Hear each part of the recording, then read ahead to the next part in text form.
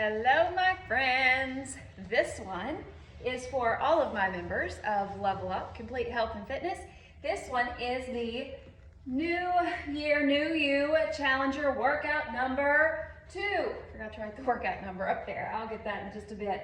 So now we're moving into a tricep. So after you've done workout number 1, take a day off from strength training, and then you're going to do this one on like the 3rd day, so on the next day, okay? The day after your rest. We're gonna move into triceps. We have 2 groups of triceps, so what that means is these first 3 exercises, you're going to do those one after the other, rest, and then repeat those same 3 for all of your rounds before you move to the next group. So tricep group 1, tricep group number 2. I made this one so that you can use, again, dumbbells, kettlebells, you can use your body weight, you can use babies if you need to, whatever we need to do to be creative. And if you have any questions, make sure that you message me. Okay, so we're gonna start with the waiter's lift. What in the world is a waiter's lift? Now sometimes I forget the names of exercises, so I come up with the names that make sense in my head. So you know how if you see a waiter or a server, they'll be holding their hands like this, and then they lift up high. So that's what we're going to do, only with resistance bands, dumbbells, kettlebells, a baby, whatever. So your hands are gonna turn over, elbows bent, belly button pulls in so your lower back does not arch. Take a deep breath, exhale, lift up, no higher than shoulder height, and inhale, bring down. That's 1, 10 of these. 2, 3, 4, 5, 6, 7, 8, 9, one more, 10. Good job. Again, no higher than shoulder height because that can put too much pressure on your shoulder with a move like that. You will feel that across your chest. You'll also feel it in your abs. A great full body exercise right there. Afterwards, we're gonna move into a suitcase squat with a knee up. If you're just starting out, stick with just the squat. You can do body weight or suitcase squat, which is where you grab your dumbbells or your weights. They just hang by your side, feet shoulder width apart. Try to keep those toes pointed as forward as you can. Sit back like you're sitting in a chair. You're picking up your suitcases and stand up. So that may be your first option, or even without the weights. I like to even put a chair or a bench behind me so that, and a lot of you that come into the studio know this, so that you have that guideline, you know how low to go, and you also know if you sit back far enough, your knees won't come over your toes. So that'll help you protect your knees over time. You're also putting your weight standing up through your heels and the middle of your foot, not your toes. So when you're adding the knee up, all that is that same squat motion. Lean over to balance, pick a knee up. Squat down and balance. 8 per side, 16 total. So this is 3, 4, 5, 6, 7, 8, so halfway, 9, 10, abs are tight the whole time, 11, 12, 13, 14, 15, 16. Good. Put those weights down. From there, we're going to move into a reverse plank with the option of a leg lift. For a reverse plank, you can use a bench or you can come down to the floor. If you're using a bench, and if you're at home, use your bed, use your couch. You can use a table that's sturdy, anything that's going to hold you up.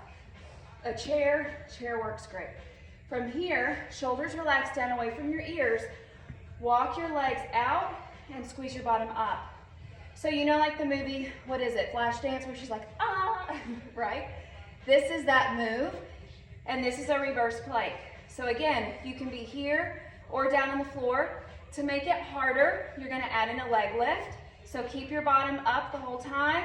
2, 3, 4, 5, 6, 7, 8, 8 more, 8, booty up, 6, 5, 4, 3, 2, and 1. So a couple of things with your reverse plank. You will notice when you look back, my body's in a straight line. I'm looking up towards the ceiling or slightly ahead of me. I'm not bringing my chin towards my chest because that's a little bit hard on your neck. So think nice straight spine from the top of your head all the way down to your tailbone.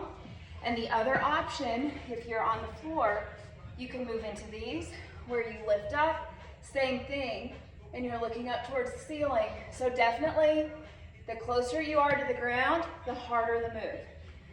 To take this up even more, you can put a weight as long as it stays across your waist. So those are your first 3 moves. You start with that 1 set, rest for at least a minute until you feel recovered, and then you go back and repeat. You can do this as many times as you want. I recommend starting with at least 2 rounds, and then after that, working your way up to 4 by the end of the 4 weeks. After you finish all of those, we're gonna move into your next exercises. So keep that chair or that bench, keep your bed handy, whatever you're using. So for your chair dips, you're going to come to your bench, your chair, wherever you have, and scoot your booty off. You can start out here, elbows point behind you. It is very easy for elbows to go out like a bird, like a chicken. We want elbows to point back, and exhale as you come up. That might be too easy. If that's too easy, walk your feet out. You can straighten your legs, and that's gonna make it harder. To make it harder than that, you would lift the leg up, and that's gonna make it harder too. So we have 10 of these. Exhale as you come up. Abs are still tight. 2, 3, 4, 5, 6, 7, 8, 9, 1 more, and 10. If that is just too hard on your wrists, especially after doing the reverse planks, reach out to me because we can do a tricep kickback with the weight. That will work. You can also use a resistance band and put it up high and do a pull down. Okay, so there are different ways to work this muscle for sure. You can even do an overhead with a band and extend, or with a dumbbell and extend up. That'll also get that spot. So let me know if you need that option. From there, a curtsy lunge with the knee up. Officially think we don't need the bench anymore. A curtsy lunge. So just like what we learned as children, it is that move, and you're going to add a knee up. So I'm gonna show you without a weight first. So hands are here, feet start out about shoulder width apart, step back with 1 foot, back and away, plant those toes, lean your weight back, whoop, but don't lose your balance. Lean your weight back so that you're in that front leg, in that heel, bend and stand and come back, okay? And then you would do the other side where you step back, bend, up, come together. Now, if you want to add the knee lift, it's more of a side crunch. So what that looks like is step back, bend, drive up through the front heel, and as you come up, bring that outside knee in and out to the side as you bring your elbow up, and then step. And switch sides, out, crunch, back, up, out, whoop, crunch, back, crunch. Okay, now you can do this with weights too, where the weights are just gonna have to stay up so that you can lunge back, crunch, together, back, and crunch, back. Or you can go right back to without the knee up. You're just alternating your curtsy lunges. Again, I can't stress enough, I'm going to show you from the side, that you're leaning back so that your weight, so that your knee doesn't come over your toes. It shifts your weight back. Okay. for those, you will do 8 per side, 16 total of these. And afterwards, you'll put your weights down. We're gonna move into a full body extension. With or without jumps, you get to choose. The more you put into this move, more your heart rate's gonna go up. Works everything. Also a great little fat blaster for the end. Arms reach up. Take a deep breath, inhale. As you exhale, swoop back and jump up, inhale.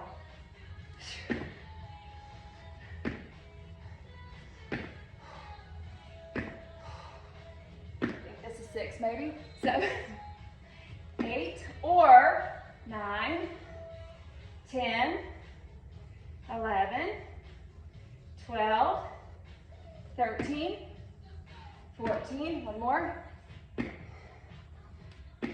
Man, I'm bad at counting right now. I'm counting on those. Woo! So you can do that where you just lift up on your toes, so you get that heel lift, calf raise, or you can add the full jump. Yay! All right, and as you can see, it's gonna get you out of breath. So for these, those are your last 3 exercises. Start with 1 round, rest for 1 minute, get your breath back. Afterwards, go back and repeat a few more times, depending on how you're feeling. And again, if this is your first week, beginner, just do these without the weights. Focus more on the motion, except for maybe the waiter's lift. The rest you could do completely without weights. And if you have any questions, reach out. And again, just like workout 1, so for instance, you'll do workout 1 on Monday, this one you would do on Wednesday.